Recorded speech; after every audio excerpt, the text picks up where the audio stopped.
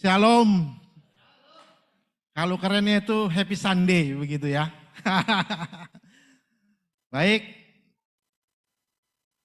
Sebagai manusia, kita perlu makanan setiap hari sebagai bahan bakar supaya kita bisa hidup.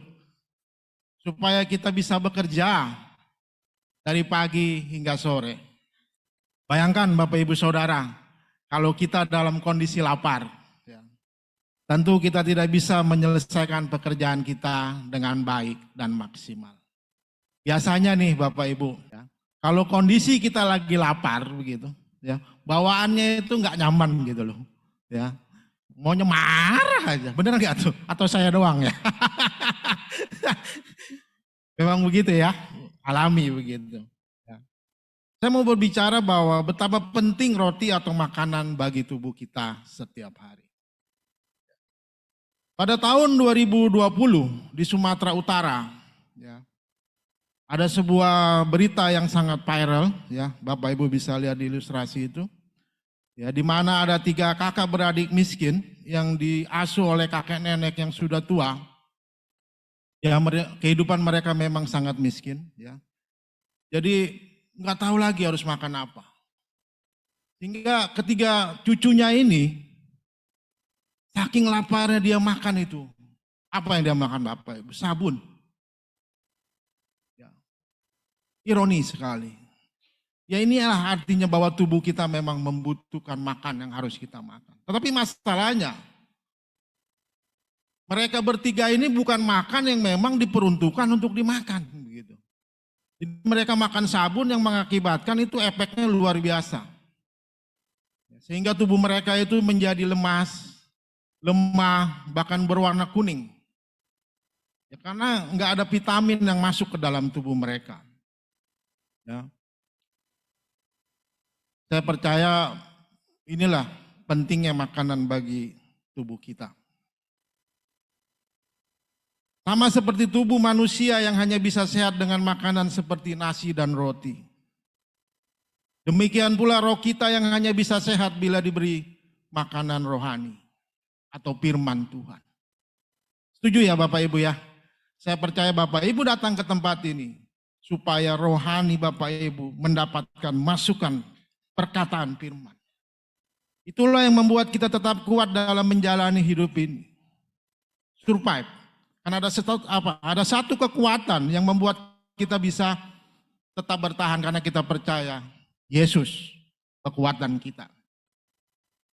Oleh karena itu saya mau beri judul firman Tuhan pada pagi hari ini. Firman Tuhan memberi makan roh kita. Sebelumnya kita berdoa, Bapa dalam nama Yesus kami mengucap syukur untuk pagi hari ini. Terima kasih.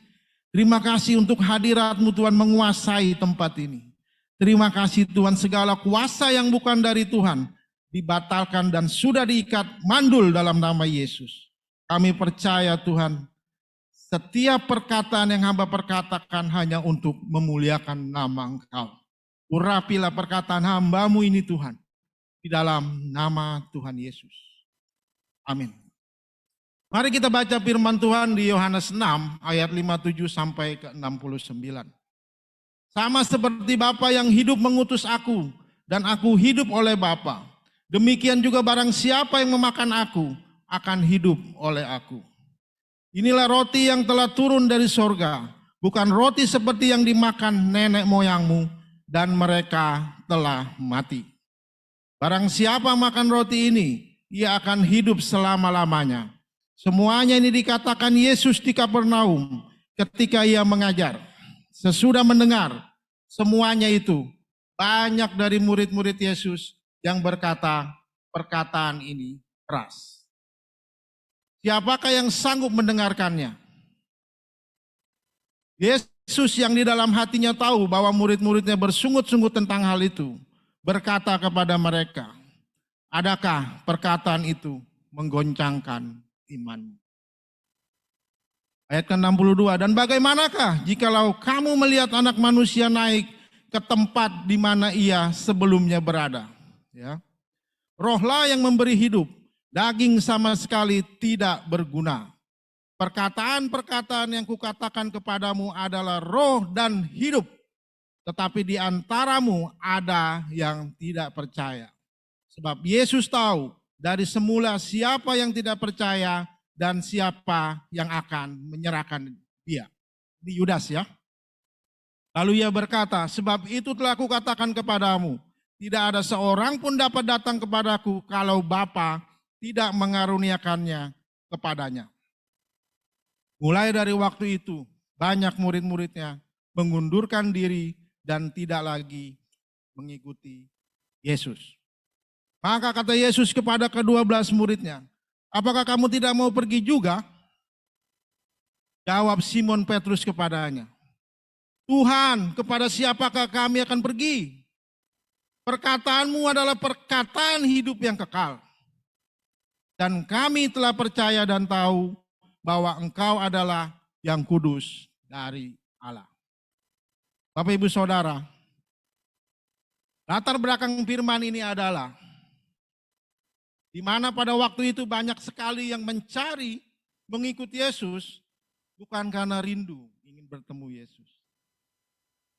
Mereka mencari Tuhan karena ingin makan, ingin diberi makan. Karena mereka tahu ketika Yesus datang, mereka akan dipenuhi kehidupannya. Kecukupan makanannya itu akan dicukupkan. Ya. Yang lapar akan diberikan makan oleh Yesus. Ya. Dengan 5 roti dan 2 ikan saja, 5.000 ya, bisa makan dan kenyang. Bayangkan, 5 roti dan 2 ikan itu satu, ya, itu mungkin untuk saya kali ya. 5.000 itu bagaimana caranya? Itulah Tuhan kita. Tidak ada yang mustahil bagi Tuhan. Karena itu Tuhan Yesus mengajar mereka semua supaya mereka jangan mencari makanan yang cuma jasmani, tetapi makanan yang rohani juga. Yohanes 6 ayat 58 berkata, inilah roti yang telah turun dari sorga. Bukan roti seperti yang dimakan nenek moyangmu dan mereka telah mati. Barang siapa memakan roti ini, dia akan hidup selama-lamanya. Bapak Ibu Saudara, roti mana yang dimakan oleh bangsa Israel pada zaman Musa, waktu memimpin bangsa Israel di padang gurun, untuk menuju tanah perjanjian itu bersifat sementara dan duniawi saja. Tidak kekal sifatnya. Tetapi Yesus menawarkan makanan kepada mereka dan juga kepada kita semua yang ada di sini. Yaitu apa saudara? Roti yang kekal dan makanan yang kekal. Kita garis bawahi di ayat 58. Barang siapa makan roti ini, ia akan hidup selama-lamanya. Barang siapa makan roti ini, ia akan hidup selama-lamanya. Roti yang dimaksud bukanlah roti untuk daging kita, ya bukan hamburger, ya bukan Kentucky maksudnya. Ya. Yang hanya kenyang beberapa jam, ya terus kita lapar lagi. Ya, saya kalau makan jam 10 pagi begitu, ntar jam 1 lapar lagi. Ya, itulah bukti bahwa sementara sifatnya. Tidak kekal. Roh kita lah yang akan kekal selama-lamanya di perhentian bersama Tuhan. Bapak Ibu Saudara, ada 3 hal. Ya. Bagaimana kita bisa mendapatkan roti kehidupan itu.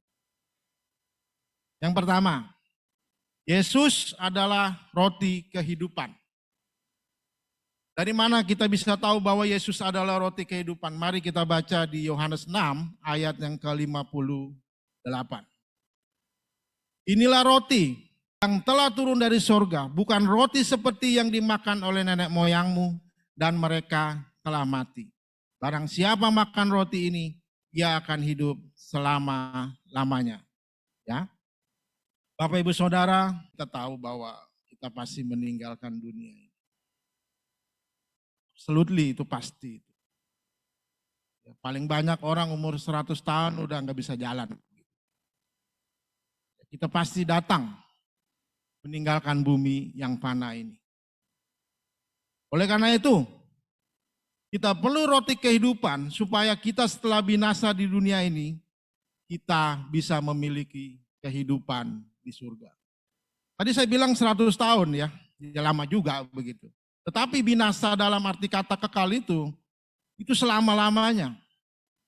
Gak kehitung waktunya, unlimited.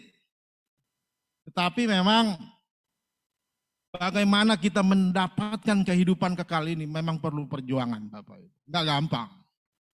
Saya melihat begitu banyak orang-orang yang begitu berapi-api. Awalnya, saya melihat tahun depan, 2 tahun ke depan, dia menghilang, tak berbekas.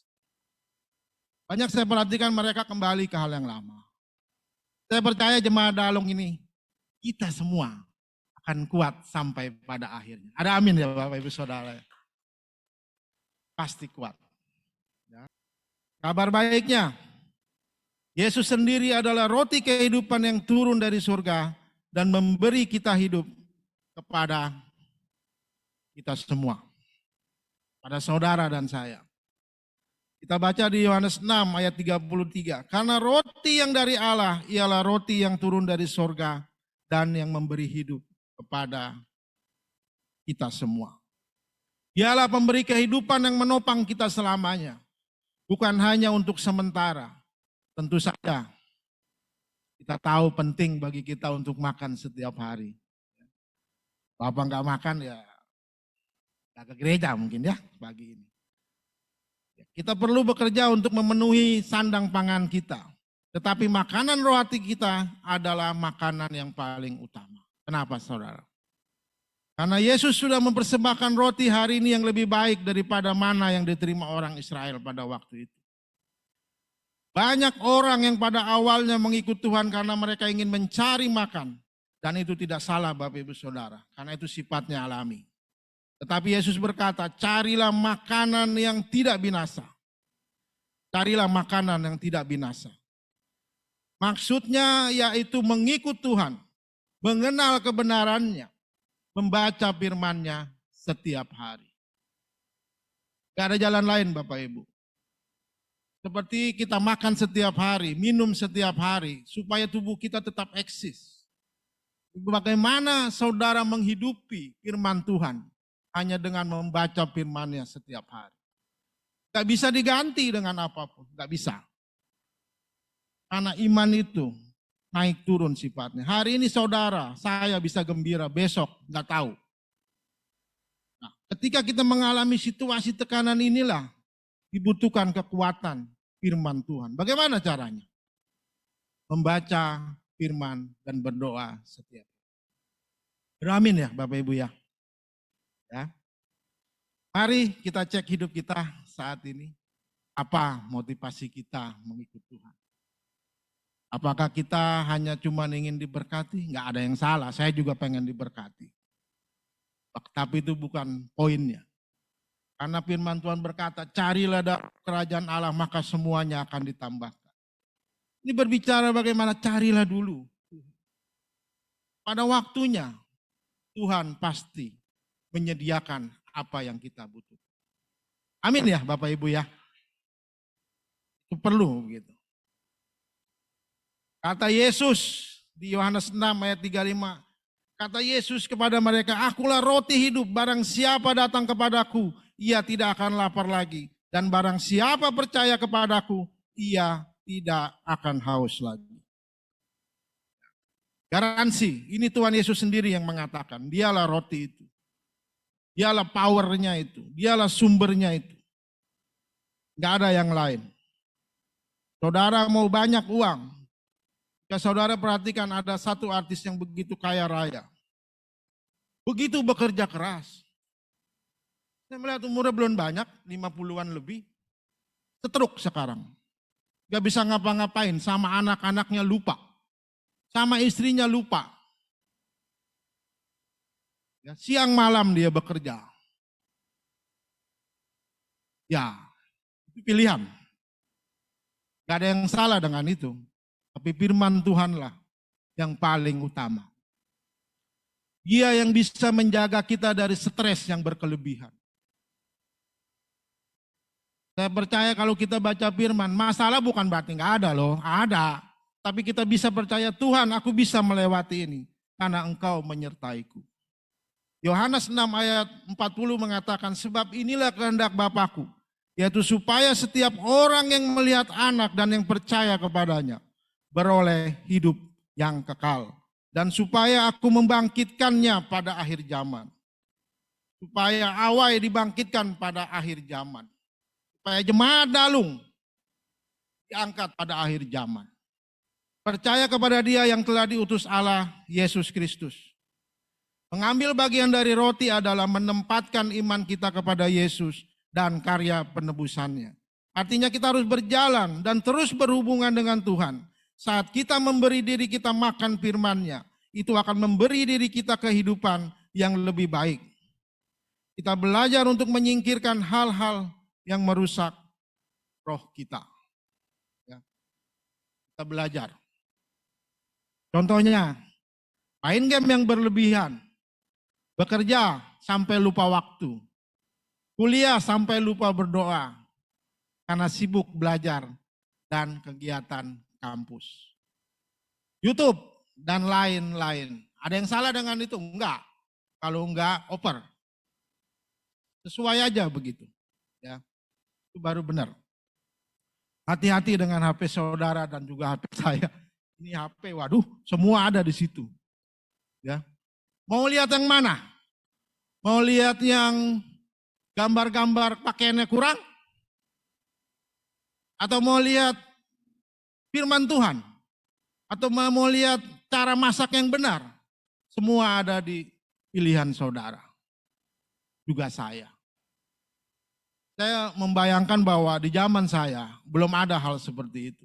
Tapi kalau saudara punya HP Android dan kita semua punya HP Android, itu semua ada di situ. Mengerikan Bapak Ibu. Ada lelaki ciuman sama lelaki, itu benar enggak? Itu waduh bagaimana begitu. Dan untuk memfilter itu diperlukan Tuhan. Orang tua itu dibutuhkan firman Tuhan yang kuat supaya dia bisa mengguiding anak-anaknya, ini loh enggak benar, ini loh salah. Saya punya teman di Tangerang dulu. Cukup kacau kehidupannya. Dia main ke salon-salon kemana. Akhirnya apa? Jadi homo dia. Gak ada yang mengguiding. Mengerikan. Dan saya bersyukur saya dipilih Tuhan. Bisa menghindari hal-hal seperti itu. Hati-hati Bapak Ibu Saudara. Selanjutnya bagaimana kita bisa mendapatkan roti kehidupan itu? Yang ketiga, kita memilih setiap hari untuk mengambil bagian dari Yesus Kristus. Itu ada di Yohanes 6 ayat 67 sampai 69. Maka kata Yesus kepada ke-12 muridnya, apakah kamu tidak mau pergi juga? Yesus santai aja dia berkata, apakah kamu nggak mau pergi juga? Jawab Simon Petrus kepadanya, Tuhan, kepada siapakah kami akan pergi? Perkataanmu adalah perkataan hidup yang kekal.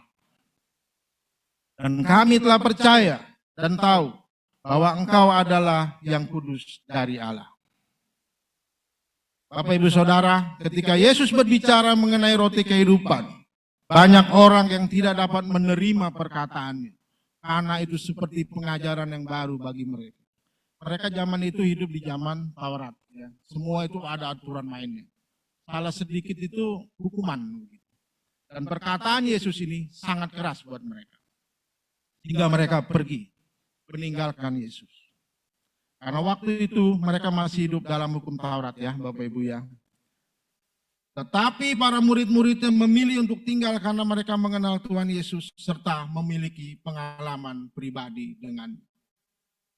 Tetapi Sonia memilih ikut kepada Yesus karena Sonia tahu siapa Tuhan yang dia percaya.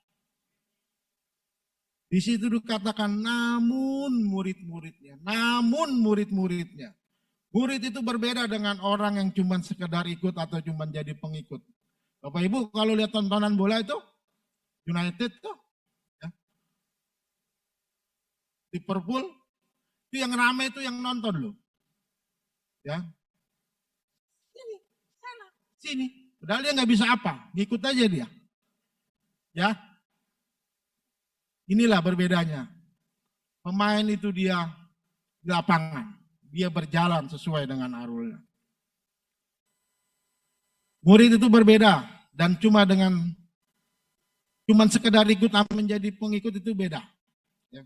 Murid itu lebih dalam artinya. Jadi murid itu lebih personal sifatnya, ya, dan lebih dekat dengan pemimpinnya. Murid itu mau belajar dengan tekun, murid itu ketika ditegur tidak tersinggung atau marah. Ini penting Bapak Ibu. Dulu saya waktu di mentor Pastor Dedi sama Pastor Bambang, ada saat-saatnya saya sepertinya kok gini gitu ya. Tetapi sampai hari ini saya bisa bertahan. Ya. Dan buahnya itu luar biasa Bapak Ibu. Anak-anak saya bertumbuh di dalam Tuhan. Saya pernah bilang bahwa jadilah duduk di bangku pertama.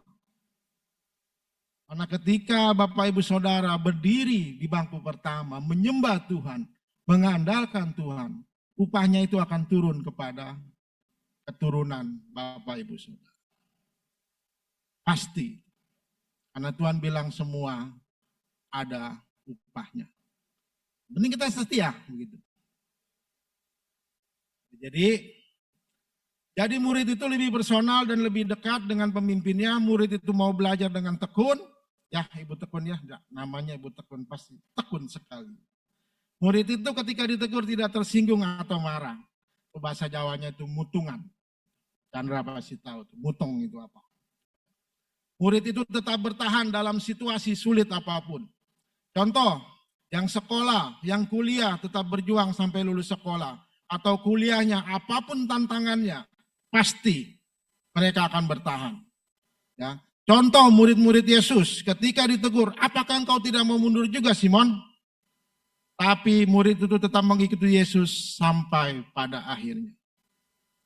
Kita melihat hasil pemuridan Yesus terhadap 12 murid ini menghasilkan miliaran orang saat ini. Termasuk saya dan saudara, termasuk Ibu Yuli, termasuk Pak Dio. Ini efek dari 12 murid ini. Bayangkan, ini ada berapa nih? 50-an. Tentu kita nggak harus seperti 12 murid itu. Karena setiap kita punya talenta sendiri-sendiri.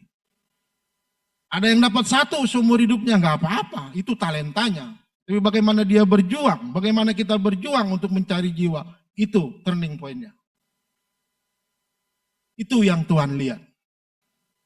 Saya percaya kita akan membawa jiwa-jiwa baru. Saya percaya bahwa apa yang ditetapkan Pastor Roni, ditargetkan di tahun ini, saya minta aminkan ini. Kita ada 100 jiwa di tempat ini. Amin ya. Dan ini Pak Rudolf akan membawa jiwa di tahun ini. Amin ya Pak Rudolf. Kita bareng-bareng. Jadi sama seperti murid Tuhan Yesus yang memiliki pilihan untuk tetap tinggal ataupun pergi. Kita juga punya pilihan seperti itu. Jadi saya percaya hidup ini enggak baik-baik saja. Ada masa ketika kita dalam pengajaran kita lagi enggak mood. Mungkin kita ngomongnya menyinggung kita. Nah orang bilang tuh abaikan sajalah. Kau juga buat kepentingan kita. Jangan mutungan. Jangan dikit-dikit tersinggung. Jemaat Dalu nggak begitulah. Pasti luar biasa lah. Ya. Saya percaya bahwa di dalam mengikut Tuhan itu pasti banyak godaan. Ya banyak bisikan setan. Itu pasti. Udahlah wae nggak usah gereja. Nggak usah purple book. Capek tahu gitu. Enggak lah, saya pilih pasti tetap ikut. Itu bagian apa yang harus saya lakukan. Jadi seperti murid-murid Yesus ini yang setia dan menghasilkan jiwa-jiwa berapapun jumlahnya, baik sedikit atau banyak. Saya punya sedikit kesaksian Bapak Ibu Saudara. Ini kesaksian saya berharap membangun setiap jemaat Dalu. Saya bersyukur saya punya anggotanya. Mereka bukan hanya menjadi pendengar firman, tapi mereka melakukannya. Saya punya anggota murid namanya Ibu Lila, ini suaminya Pak Dio. Ya. Bagaimana Bu Lila ini betul-betul dia praktekkan apa yang dia dapat. Dia nggak mau keselamatan itu hanya buat dirinya sendiri. Dia sempat bicara sama saya, dia mendoakan keluarganya. Dia berbicara bahwa neneknya sudah terima Tuhan Yesus. Meskipun melalui online. Dan hari ini dia mengatakan saudara-saudaranya. Dia berkata bahwa saudara-saudaranya, adik-adik dan kakaknya juga akan menerima Yesus pada waktu.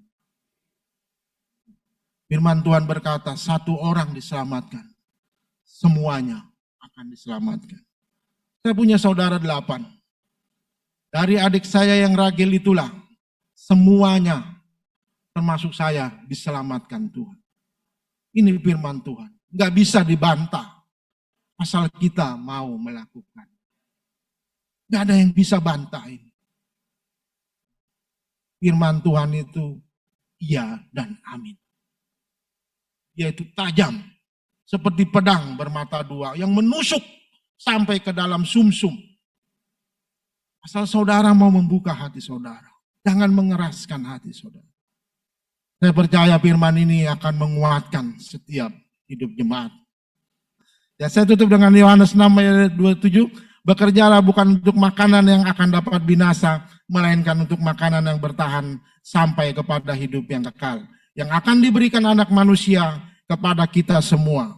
Sebab dialah yang disahkan oleh Bapa Allah dengan materainya. Mari mulai hari ini kita membaca firman Tuhan dengan iman percaya. Supaya firman itu mempunyai kuasa dalam hidup kita. Yesuslah roti kekal itu sesungguhnya.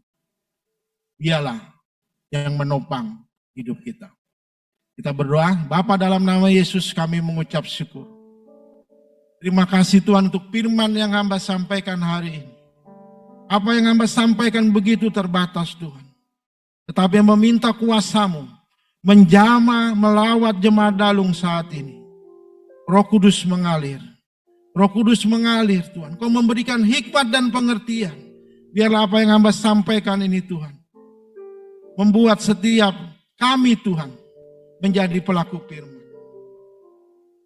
Kami memberi diri kami untuk memakan firman-Mu.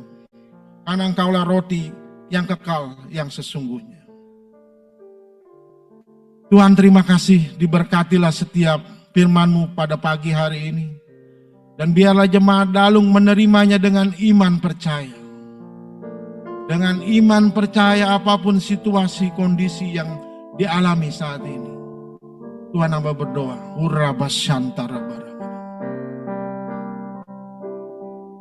Roh keberanian percaya ini menjamah Engkau saat ini.